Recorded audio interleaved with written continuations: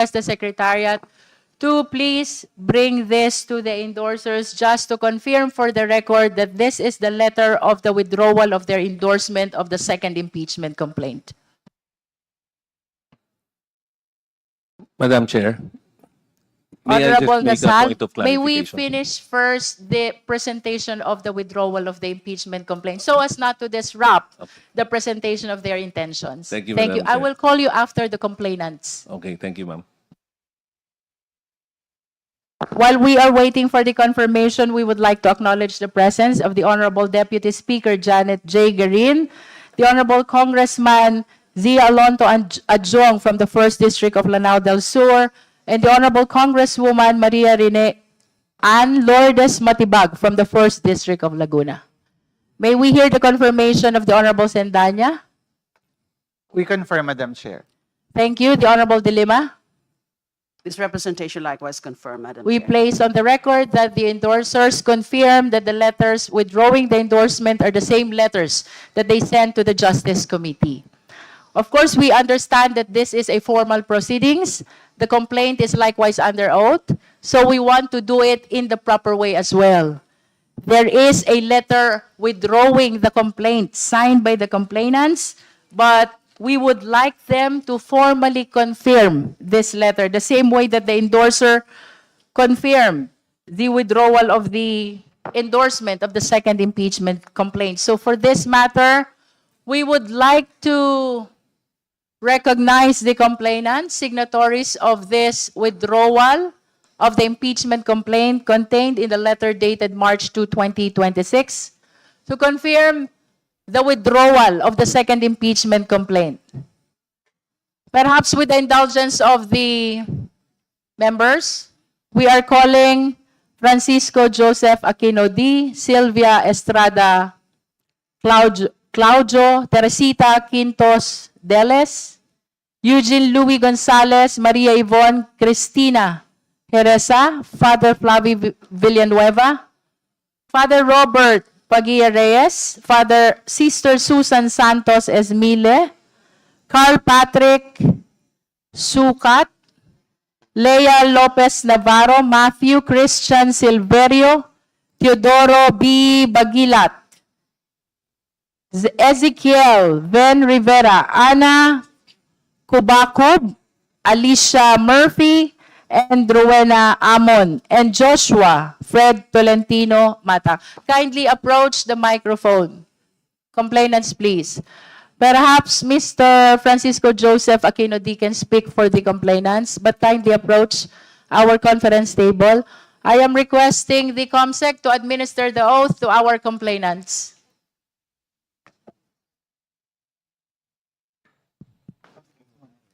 This is a very significant intervening event that the complainants are withdrawing the impeachment complaint and the endorsers are likewise withdrawing their endorsement of the same impeachment complaint.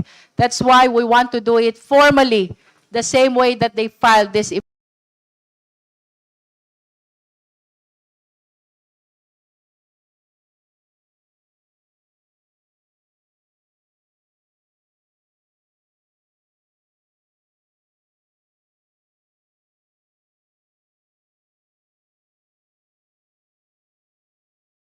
that they filed this it formally the same way that they filed this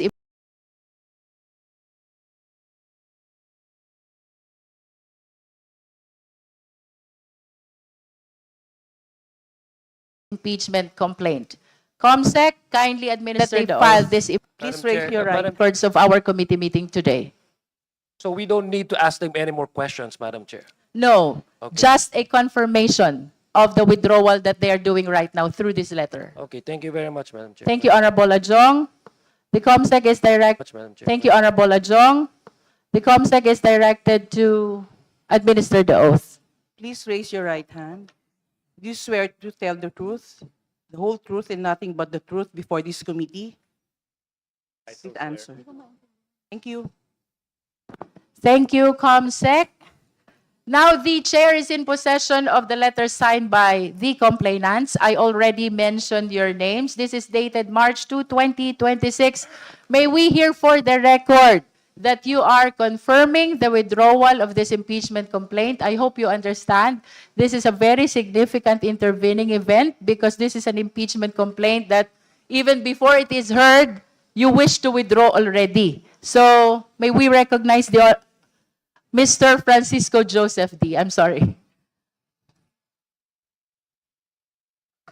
Thank you very much, Madam Chair. On behalf of the 17 complainants of the second complaint, with me are myself and 7 other complainants now. I'm confirming our intention to withdraw our impeachment complaint. Thank you. For the record as well, we are directing the committee secretariat to kindly hand this letter to Mr. D for them to confirm that this is the same letter withdrawing their impeachment complaint.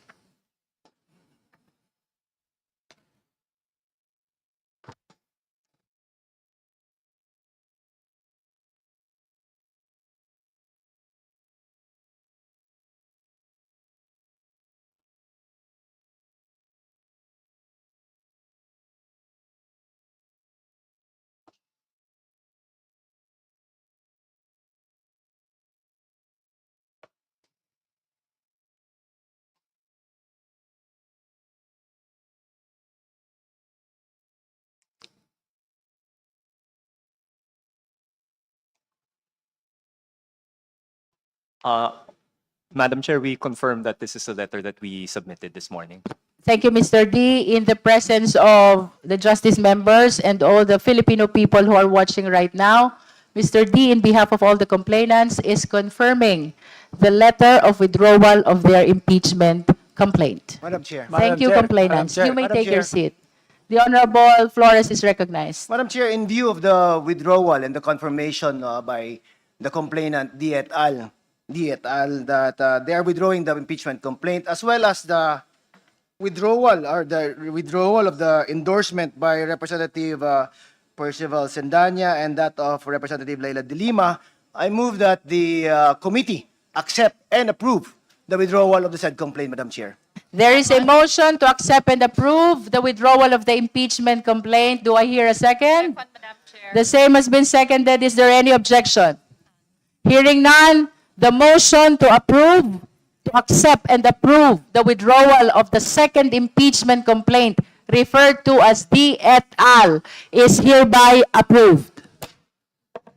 Before I call you Honorable Dumogan, I will call first the Honorable Nasal. The Honorable Nasal is recognized. Thank you, Madam Chair. Kaya I just wanted to raise a point of clarification.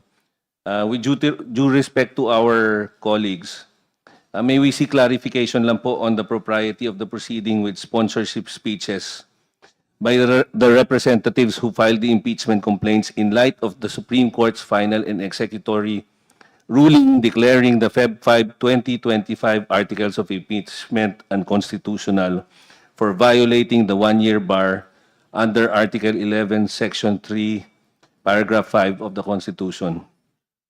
Given that the Supreme Court has already affirmed with finality that no new impeachment complaint may be commenced earlier than Feb 6, 2026, reckoning from Feb 5, 2025 as the operative date, and considering that there are 2 complaints, one na lang, were filed on Feb 2, 2026, it would appear that the constitutional one-year prohibition may still be subsisting.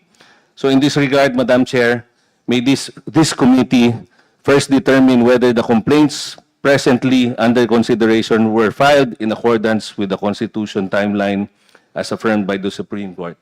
Thank you, Madam Chair. Honorable Nasal, the committee notes your manifestation, but it is believed that the discussion as to whether or not it was filed within 1 year, beyond the 1-year prohibition period, should be part of our determination of sufficiency in form because that constitutes the timeliness of filing the impeachment complaint. Nonetheless, your manifestation is duly noted. We will come to that, Honorable Nasal. Thank you, Madam Chair. Thank you. The Honorable Vice Chair Dumogan is also raising his hand. Thank you, Madam Chair. Please be guided that we are still on the sponsorship speeches. Yes, Your We just heard the endorsers and the complainants on the withdrawal of the second impeachment complaint. We haven't reached yet the determination of sufficiency in form. We're still hearing the sponsorship speeches. That's correct, Madam Chair. But before I will go to that, I like to take advantage of the presence of the complainants who had just withdrawn.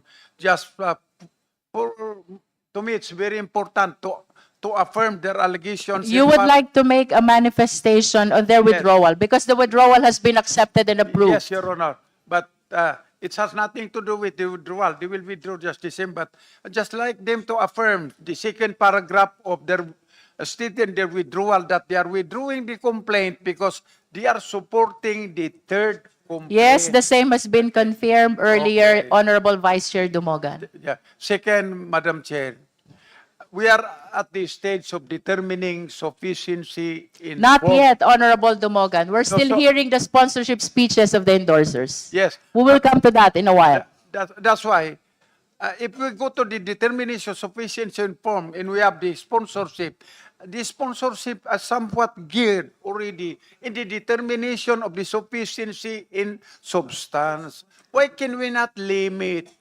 whether or not it is sufficient in form so that later on we can now proceed with the determination of sufficiency in substance. Otherwise, we are prolonging the proceedings. They can expound when we will go to the issue of sufficiency in substance.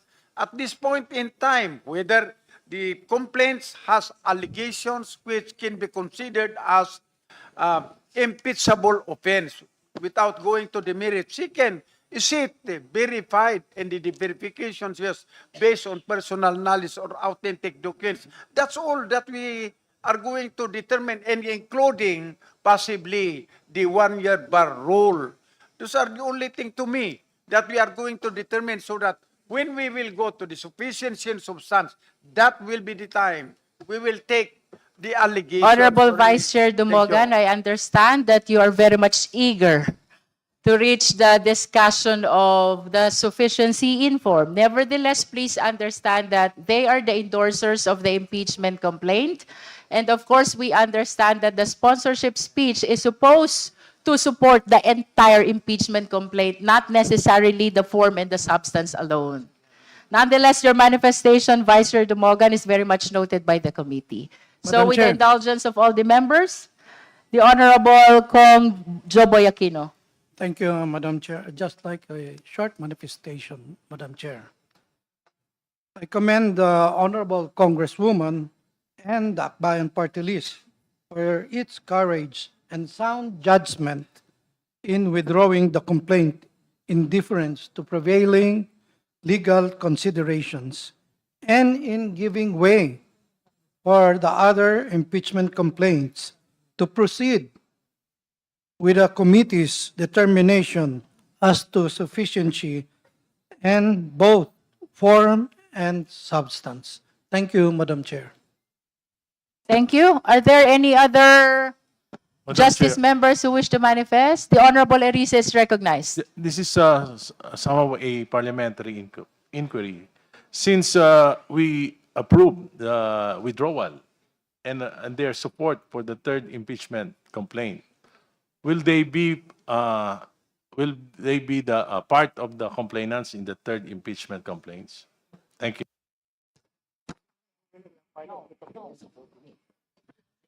It is believed, Honorable Erice, that the letter manifests only their support to the third impeachment complaint, but it does not necessarily make the complainants party to the third impeachment complaint. Thank you, Madam Chair. Thank you. And Madam Chair, further, The Honorable Rodriguez. thank you. Further, in answer to that, it is now time barred because the filing has already been done. Correct. So there can be no additional. It will be already a deviation of what we have in the committee now if we allow those who have withdrawn to become complainants or the endorsers to be included as endorsers. It is now time barred. Thank you, Madam Chair. Thank you, Honorable Rodriguez. Madam Chair, The Honorable Chel Jokno. thank you, Madam Chair. Just a brief manifestation. First, a commendation to the complainants led by Sir Francis Kikodi for withdrawing the complaint. The Committee on Justice can now focus on doing its job instead of wasting time arguing over technicalities. I also commend the complainants for their vigorous and relentless pursuit of accountability. They have demonstrated a deep concern for public responsibility, and therefore, Madam Chair, I move that the committee recognize them merely as interested parties, as they have shown that interest over the last several years, and also allowed to observe our proceedings, not just today, but in the future. So moved, Madam Chair.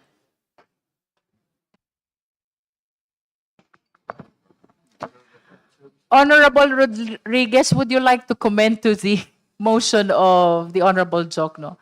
He's moving to consider the complainants as interested party in our current impeachment proceedings. No need to consider them as interested parties, but they can come here. Of course, they're interested and we are open. This is always public proceedings. And so we don't need to officially make them participants in this because they are not official participants, because only the endorsers and the complainants are official participants and the committee members. But certainly, we welcome those who have withdrawn from the second complaint to be present all the time, as this is a public proceedings. Thank you, Madam Chair.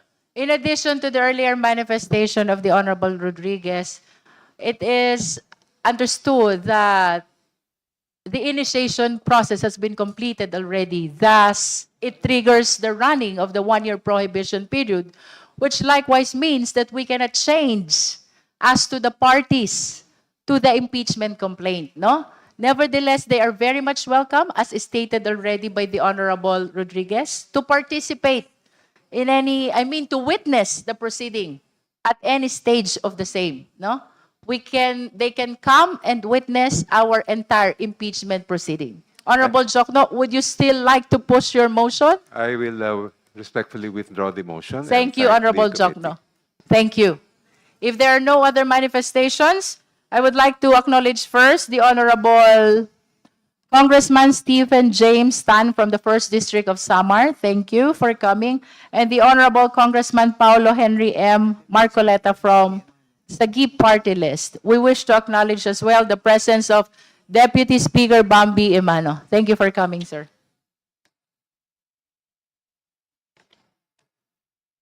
We would like to proceed to hear the sponsorship speeches.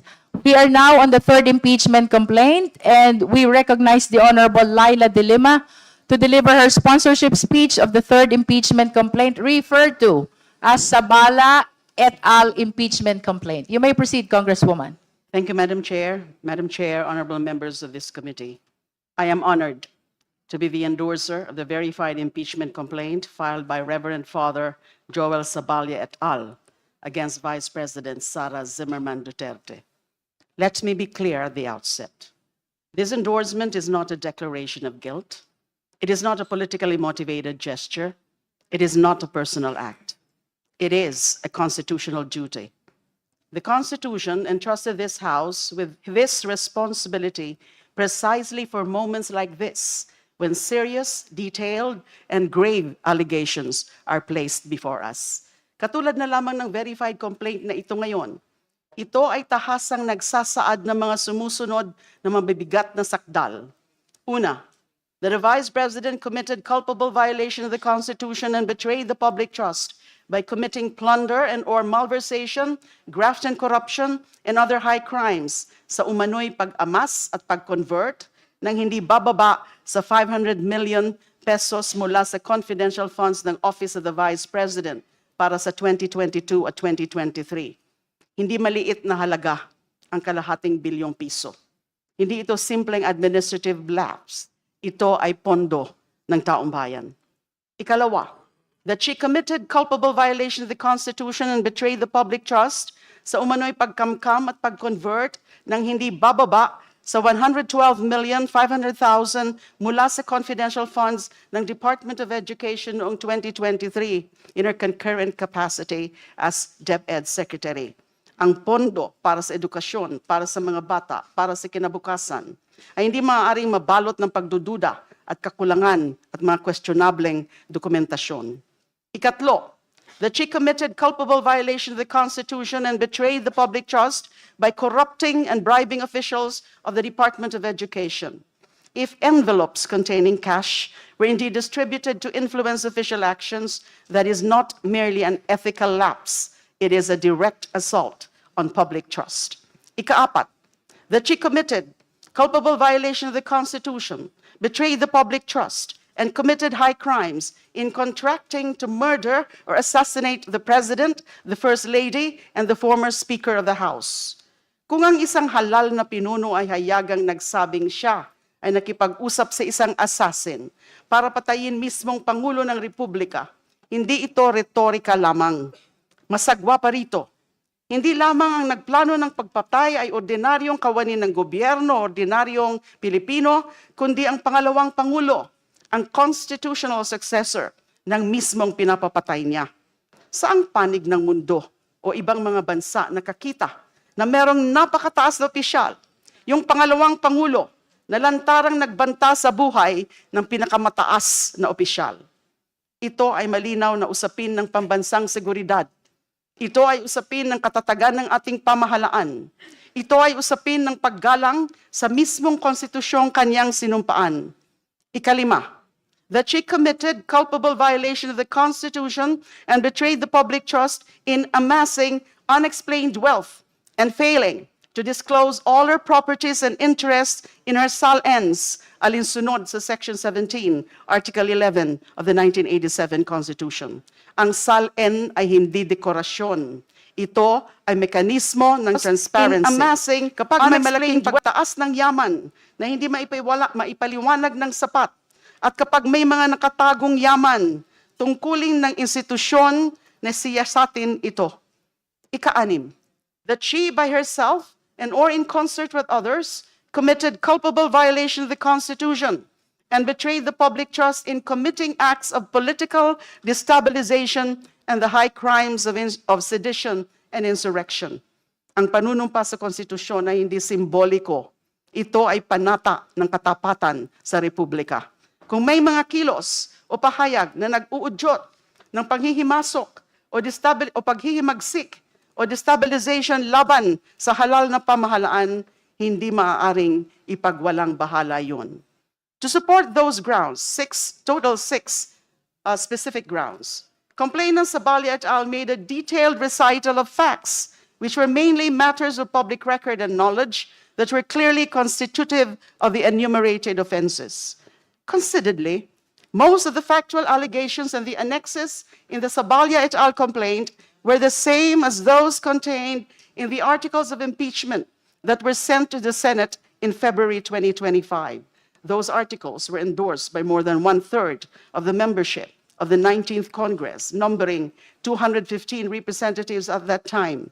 Fortunately, many of those endorsers are still members of the current Congress. Therefore, I have to say, it is absurd to downplay now the pieces of evidence contained in Sabalia et al. And the other impeachment complaints, precisely because these are exactly the same accusations and evidence that caused the Vice President's impeachment last year.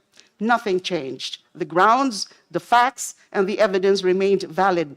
This should still be enough to impeach her in this time. In fact, in the case of Duterte versus House of Representatives, GR number 278353, both in the Supreme Court's original decision of July 25, 2025, and the January 28, 2026 resolution on the motion for reconsideration, it was underscored, nasabi na rin po ito ng ating Madam Chair, that the Vice President was not absolved. In the High Tribunal's own words, quote, at the House's discretion, the grounds raised in the articles of impeachment may again be raised based on any evidence that may have been discovered, if any, end of quote. As to the opinion of some people that there are no smoking guns in this and other complaints, I beg to disagree, Madam Chair. The video containing the Vice President's threat to kill the President, the First Lady, and then House Speaker, as well as the media interview where she affirmed it, is a smoking gun. The numerous documents evidencing payments or the debts with fictitious names are smoking guns. Sabalia et al.'s complaint is replete with many other documentary evidence which are also smoking guns. And even assuming, without conceding, that the evidence in the articles are not or no longer smoking guns, we have them this time. We will produce them in the form of compelling testimonies and newly discovered material evidence. One more time with feelings, as the lyrics of a song go. I reiterate, this House has impeached Vice President Sara Duterte before. The records are clear. This House already determined at least once that the allegations against her were serious enough to trigger the constitutional process. So I ask, respectfully, but directly, what has changed? Have the allegations disappeared? Have the official reports and audit findings been withdrawn? Have the sworn testimonies before the previous House hearings been recanted? Or is the only material development the public declaration that the Vice President may seek the presidency? Maihalintulad ba ito sa isang supervening event sa law on obligations and contracts? Yung madalas ding tawagin sa batas na fortuitous event na pangyayaring hindi inasahan o kung inasahan man ay hindi naiwasan that had already rendered the performance of an obligation impossible or extremely difficult? Pero sandali lang po. Hindi ordinaryong obligasyon at pansariling interes ang nakataya rito sa impeachment process. Nakasalalay rito ang sinumpaang tungkulin natin sa ating bayan at sa ating saligang batas. Kaya kung wala namang nagbago sa mga facts at sa batas, anong dahilan para magbago ang paninindigan? O mas malala pa, anong rason para tuluyang mawala ang paninindigan? If we found the allegations sufficient before by transmitting the articles of impeachment to the Senate, then consistency and principled conviction demand that we uphold what this House had firmly decided on before. Hindi maaaring mag-iba ang ating pasya kung hindi naman nagbago ang ebidensya. Our oath is to the Constitution, not to political convenience. Our loyalty should be to the Filipino people, not to partisan interests. Public office is a public trust. That principle applies to every public officer without exception, without fear, without favor. For reasons grounded in constitutional fidelity and institutional responsibility, I urge this committee to allow the constitutional process to move forward. Let the evidence be tested. Let accountability be pursued. Let the Constitution prevail. And finally, so we pray that the lane we're treading here be paved with the same moral lines of truth and accountability that our people drew at EDSA 40 years ago. We pray that as we traverse this path now, as representatives of the people, we be mindful of those constitutional boundaries, those limits of integrity, honesty, and decency that the Filipinos have set against power and privilege. For crossing those moral lines, for desecrating those constitutional boundaries, let us impeach Vice President Sara Zimmerman Duterte. Maraming salamat po. Thank you, Honorable De Lima. Now we shall hear the sponsorship speech. Honorable Sedano, would you like to make a